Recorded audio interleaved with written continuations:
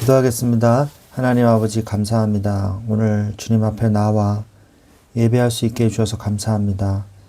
우리가 바쁜 중에도 하나님을 기억하고 생각하며 그리스도께 집중하는 은혜의 시간이 될 수 있도록 축복하여 주시옵소서.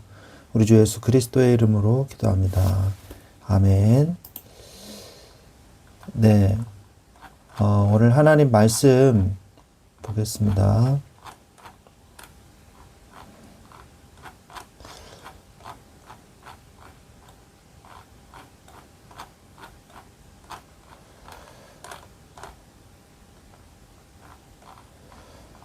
네, 하나님 말씀은 열왕기하 17장 5절부터 6절까지 말씀입니다.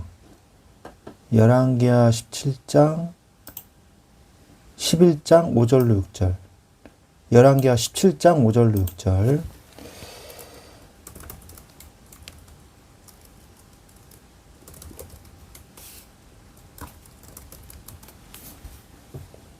열왕기하 17장 5절로 6절 말씀입니다.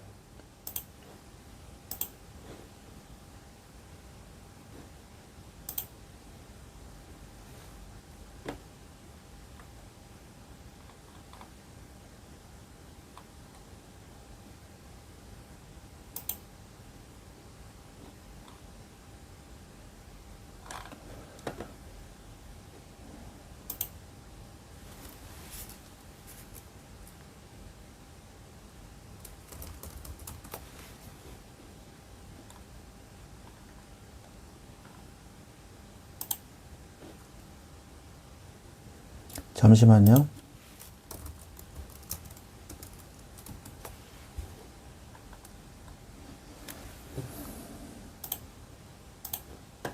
네.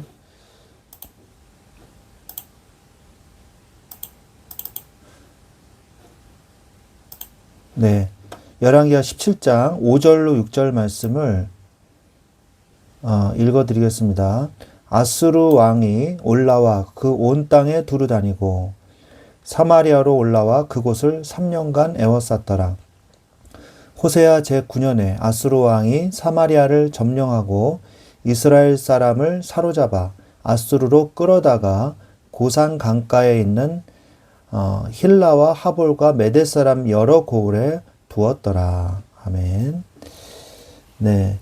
오늘 말씀을 우리가 보면 어떤 내용이냐 하면 아수르 왕이 북이스라엘을 멸망시키는 내용이 바로 열왕기하 17장에 나오거든요. 그래서 아수르를 통해서 이스라엘이 멸망하는 것을 보면서 우리가 마지막 때를 대비해야 됨을 우리가 지혜를, 교훈을 얻어야 된다는 것입니다. 그래서 여러분이 나의 신앙의 기준이 어디에 있는가를 봐야 돼요. 이것을 가지고서 왜 이게 중요하냐? 이것을 가지고 나와 또 가정과 배우자와 자녀와 직장, 교회에 다 적용하면서 사는 거거든요. 그래서 이게 정말 중요합니다. 우리 형제님은 신앙생활을 왜 하시는 거죠? 너무 당연한 질문일 수도 있겠습니다만은 왜 신앙생활을 하시나요? 이게 근본적인 질문에 대한 답이 돼야 되거든요.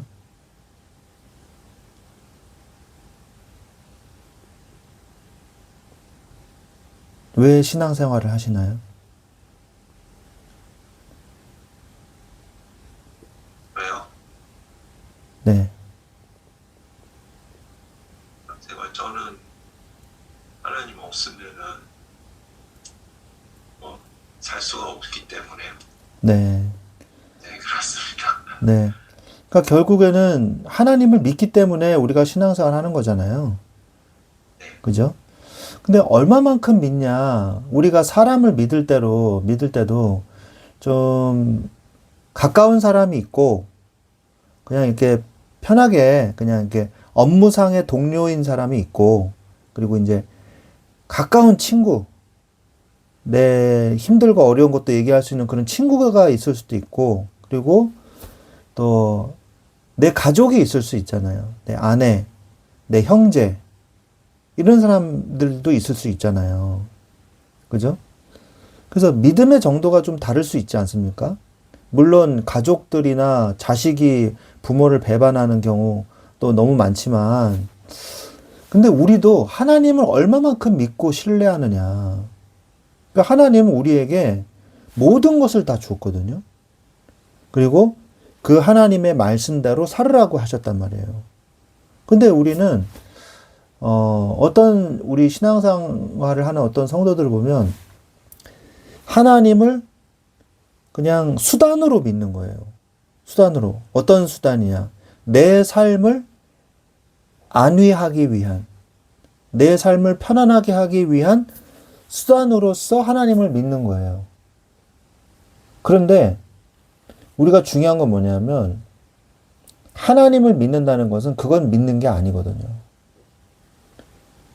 하나님께서 찹든지 더없든지 하라고 말씀을 하십니다.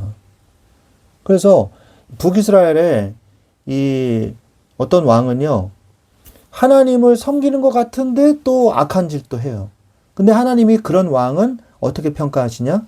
악한 왕이다 라고 평가를 하거든 말이에요. 열왕기에 보면은 여러 가지 왕들이 있지 않습니까? 어떤 왕은 아주 악한 왕이 있고, 어떤 왕은 성전도 재건도 하면서 신당은 그냥 그대로 두는 그런 사람도 있고, 어떤 사람은 정말 하나님만 바라보는 그런 왕이 있죠. 히스기야 왕이 그런 사람이에요. 하나님만 바라보고 그래도 손해봐도 하나님을 믿는 사람. 근데 우리의 인생에서 하나님을 정말 믿는 사람이 돼야 된다는 거예요. 그 기준을 가지고 있어야 돼요. 자, 그럼 왜 그렇게 해야 되냐? 하나님을 적당히 타협하는 선에서 믿잖아요. 그러면요, 타협된 신앙의 결과는 악인의 멸망이 있을 때 같이 휩쓸리게 된다는 거예요. 그래서 두려운 마음을 가지고 신앙생활을 해야 돼요. 하나님을 경외하는 마음을 가지고. 자, 오늘 북이스라엘이 멸망한 이유에 대해서 우리가 살펴보면 주전 722년에 멸망을 했거든요.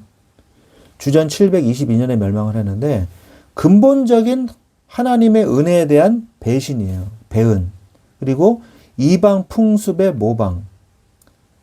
그 시작은 어떻게 됐냐? 하나님의 구원의 은혜를 잊어버린 거예요. 신명기 6장 12절에 뭐라고 말씀하시냐? 너는 조심하여 너를 애굽 땅 종되었던 집에서 인도하여 내신 여호와를 잊지 마라. 근데 여호와를 잊어버린 거예요. 그리고 이방신의 가정한 풍속과 왕들의 악한 규례를 따라갔거든요. 그리고 전국적으로 우상 숭배가 만연됐어요. 왜 그러냐? 자, 보세요. 솔로몬 왕이 예루살렘에 하나님의 솔로몬 성전을 지었잖아요. 근데 솔로몬이 죽은 다음에 여로보암과 르호보암으로 나눠졌단 말이에요. 여로보암은 북이스라엘 왕, 르호보암은 솔로몬의 아들인데 남유다 왕국 이렇게 차지했단 말이에요. 그런데 성전은 어디 있어요? 남유다 왕국에만 있잖아요. 그러니까 북이스라엘 사람들이 절기가 되면 다 내려가는 거예요. 솔로몬 성전이 남유다 왕국에 있으니까. 그러니까 북이스라엘 여로보암 왕이 국가적인 위기의식을 느낀 거예요. 그래서 야, 우리나라에도 성전 만들자. 이렇게 해서 베델과 단에 만들었어요. 두 개 만들었어요. 그런데 여기까지는 좋았단 말이에요. 그런데 하나님의 성전이 아니고 송아지 우상을 만들었어요. 송아지 우상을 베델과 단에다가 크게 만들어 놓고 자, 너희들이 애굽에서 섬기던 이 신이네라 하면서 우상 숭배를 국가적 제도화시켰어요. 국가 행사로. 이게 북이스라엘의 근본적인 아주 찌들은 문제란 말이에요. 그러니까 아무리 여러 왕들이 나와도요, 이 국가 제도를 바꾸기가 쉽지가 않은 거예요. 그래서 계속 우상 숭배가 만연하고 왕조가 한 5번인가 바뀌었어요. 그러니까 아들의 아들 이렇게 되는 게 아니라 모반해서 죽이고 배반해서 죽여가지고 새로운 왕조 또 시작되고 이런 식으로 북이스라엘은 많은 사람들이 고통을 당할 수밖에 없었던 거죠. 북이스라엘은요, 선지자의 경고를 무시했습니다. 하나님의 끊임없는 경고를 무시했어요. 듣지 않고 그들의 목을 곧게 하고 완고하게 했다고 성경은 기록하고 있거든요. 하나님의 언약과 율례를 아주 완전 의도적으로 그리고 완고하게 무시하고 거역했어요. 극에 달한 이 죄악들이 뭐냐? 열왕기하 17장 16절에서 17절에 그들의 하나님 여호와의 모든 명령을 버리고 자기들을 위하여 두 송아지 형상을 부어 만들고 또 아세라 목상을 만들고 하늘의 일월 성신을 경배하며 또 바알을 섬기고 또 자기 자녀를 불가운데로 지나가게 하며 복술과 사술을 행하고 스스로 팔려 여호와 보시기에 악을 행하여 그를 경노하게 하였으므로, 이게 아수르에 의해서 북이스라엘이 멸망한 이유거든요. 자녀를 불가운데 지나가게 한다는 거는 그냥 진짜 불가운데만 지나가게 한 게 아니고 자녀를 죽여서 불가운데 태워가지고 이방 우상에게 제사를 했어요. 실제로. 이런 악한 짓을 했다는 것이죠. 하나님의 언약을 율례를 무시하고 그리고 아세라 바알 우상을 숭배하고 일월성신, 인신제사, 복술과 점수를 행했단 말이에요. 그러니까 결국 하나님이 최종적인 심판을 했어요. 하나님은 악한 사람이 있다. 그러면은 어떻게 할까요? 하나님이. 악하면은 어떻게 합니까? 그냥 죽이는 거죠. 멸망시키는 거예요. 근데 하나님이 계속 경고합니다. 너 이러면 안 된다. 이러면 멸망한다. 이걸 계속해서 해요. 이 말은 뭐냐? 제발 하지 마라. 내가 너 멸망시키고 싶지 않다. 이 말이거든요. 진짜 하나님이 멸망시키고 싶으면 못하러 경고를 해요. 아, 죄 졌어? 그럼 경고도 없이 그냥 저기 멸망시켜버리면 되거든요. 근데 하나님이 계속 얘기하신단 말이에요. 심판에 대한 오래 참으심은 하나님의 사랑입니다. 베드로후서 3장 19절에 주의 약속은 어떤 이들이 더디다고 생각하는 것 같이 더딘 것이 아니라 오직 주께서는 너희를 대하여 오래 참으사 아무도 멸망하지 아니하고 다 회개하기에 이르기를 원하시느니라 라고 말씀하고 계시는 거예요. 하나님은 악인이 심판을 받는 걸 원치 않으십니다. 악하다고 하나님이 심판하시는 걸 즐겨하시는 분이 아니라는 거예요. 에스겔서 18장 23절에 주 여호와의 말씀이니라 내가 어찌 악인이 죽는 것을 조금인들 기뻐하랴 그가 돌이켜 그 길에서 떠나 사는 것을 어찌 기뻐하지 아니하겠느냐 라고 말씀하십니다. 그러나 그것을 악인은 오히려 이용해 가지고요. 회개치 않는 사람은요. 끝까지 하나님한테 배반을 하고 반역을 해요. 그래서 하나님의 진노를 그 머리에 쌓아놓게 되는 것이죠. 로마서 2장 5절 말씀처럼. 그래서 언젠가 심판의 때는 반드시 옵니다. 한 번 죽는 것은 사람에게 정한 것이요 그 후에는 심판이 있다고 말씀하셨잖아요. 히브리서 9장 27절에. 심판의 날이 어느 날 호련히 임하게 돼요. 아, 나는 하나님 없이도 나는 이렇게 잘 살고 있어! 이렇게 교만하게 얘기하던 사람이요. 어느 날 갑자기 호련히 망하게 되는 거예요. 데살로니가전서 5장 3절에 그들이 평안하다, 안전하다 할 그때에 임신한 여자에게 해산의 고통이 이름과 같이. 이 임신한 여자가 어느 날 갑자기 배 아파 그리고 이제 진통을 하잖아요. 그걸 알 수가 없잖아요. 오늘날 현대의학으로도 알 수 없잖아요. 그죠? 그런 것처럼 갑자기 멸망이 그들에게 이르니 결코 피하지 못하리라. 해산한 여자에게 진통이 오는 것처럼 너희들의 멸망도 갑자기 어느 날 올 것이다. 이렇게 말씀하고 계시는 것이거든요. 그래서 우리는요. 마지막 때를 대비해야 돼요. 말세에 나타나는 마지막 때의 일들이 어떤 말세의 징조가 나타났는지 성경은 말씀하고 계십니다. 영적, 도덕적 타락이 극에 달하게 돼요. 디모데후서 3장 1절로 5절 말씀에 뭐라고 하고 계십니까? 너는 이것을 알라. 말세에 고통하는 때가 이르러 사람들이 자기를 사랑하며 돈을 사랑하며 자랑하며 교만하며 비방하며 부모를 거역하며 감사하지 아니하며 거룩하지 아니하며 무정하며 원통함을 풀지 아니하며 모함하며 절제하지 못하며 사나우며 선한 것을 좋아하지 아니하며 배신하며 조급하며 자만하며 쾌락을 사랑하기를 하나님 사랑하는 것보다 더하며 경건의 모양은 있으나 경건의 능력은 부인하니 이 같은 자들에게서 네가 돌아서라.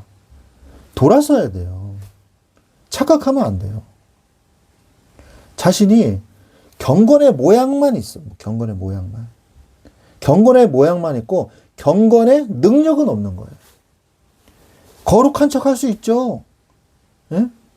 하나님 아버지 그러면서 거룩한 척 할 수 있어요. 그런데 그들의 삶을 보면 완전 타락하고 쾌락을 즐기고 뒤로는 돈을 훔치고 이렇게 멸망의 모습들이 나타나는 거예요. 전쟁과 재난이 증가합니다. 누가복음 2장 11절에 곳곳에 큰 지진과 기근과 전염병이 있겠고 또 무서운 일과 하늘로부터 큰 징조들이 있으리라. 거짓 선지자들이 미혹이 증가돼요. 그러나 성령이 밝히 말씀하시기를 후일에 어떤 사람들이 믿음에서 떠나 미혹하는 영과 귀신의 가르침을 따르리라 하셨으니 그랬거든요. 또한 복음이 세계에 전파됩니다. 이게 말세 때에 일어나는 일이에요. 그래서 우리는 말세 때에 어떠한 준비를 해야 되냐. 성경에서는 뭐라고 말씀하시냐? 기름을 준비하라고 말씀하세요. 이게 열처녀의 비유잖아요. 열처녀의 비유. 마태복음 25장 1절로 13절에. 그건 무슨 말이냐? 영적으로 깨어 있으라는 거예요. 선과 악을 구분을 못해. 아니, 악한 걸 악하다고 얘기를 못해. 아유, 그러면 뭐 그럴 수도 있지. 좋은 게 좋은 거지. 이러면서 넘어가요. 이게 멸망의 징조예요. 또 성경은 뭐라고 말씀하고 계시냐? 달란트를 준비하라 라고 말씀하고 계십니다. 사명을 감당하라고 말씀하고 계세요. 마태복음 25장 14절에서 30절 말씀해 보면 달란트의 비유가 나오거든요. 그 주인이 이르되 잘하였도다 착하고 충성된 종아 네가 적은 일에 충성하였음에 내가 많은 것을 내게 맡기리니 내 주인의 즐거움에 참여할지어다 하고 말씀하고 계십니다. 주인이 올 때를 대비하십시오. 주인이 언제 오실지 모르는 거예요. 마태복음 24장 44절에 이러므로 너희도 준비하고 있으라. 생각하지 않은 때에 인자가 오리라. 그리스도께서 재림하시는 것을 말씀하고 계시는 거죠. 그날은 아무도 알 수 없습니다. 천사도 아들도 모른다고 말씀하고 계세요. 그날이 도적같이 이를 것이라고 데살로니가전서 5장 2절에 말씀하고 계십니다. 오늘을 그래서 마지막인 것처럼 사세요. 첫 번째로 뭐가 중요하냐? 선악을 구별하고 그것에 대해서 빨리 행동하십시오. 악에서 빨리 벗어나야 돼요. 거짓말에서 벗어나야 돼요. 하나님의 말씀을 거짓말로 이용하고 악한 짓을 하고 있는 사람들이 있단 말이에요. 거기서 빨리 벗어나야 돼요. 그 다음에 오늘이 마지막인 것처럼 사세요. 이게 종말론적 신앙관이거든요. 그래서 오늘이 마지막이라면 내가 무엇을 할 것인가? 오늘이 마지막이라면 내가 자녀들에게 무엇을 할 것인가? 오늘이 마지막이라면 내가 배우자에게 무엇을 할 것인가? 항상 오늘이 마지막인 것처럼 사세요. 그리고 사랑하세요. 하나님의 은혜로 사세요. 하나님을 제일 영순위로 두고 사세요. 하나님의 말씀을 기준으로 사세요. 말씀이 기준이 안 되면 멸망을 피할 수가 없습니다. 말씀이 기준이 돼야 돼요. 하나님께서는 악인은 반드시 멸하십니다. 그리고 하나님께서는 하나님의 말씀을 끝까지 지킨 자는 하나님이 축복하십니다. 나의 이해관계에 얽매이지 마시고 내가 원래 해왔다고 해서 자꾸 거기에 발을 들여놓지 마시고 양발에 걸치지 마시고 하나님만 바라보세요. 말씀에 틀리면 하지 마세요. 말씀의 기준에 맞으면 누가 뭐라 그래도 손해보더라도 말씀을 따라가세요. 그게 말세를 대비하는 방법입니다.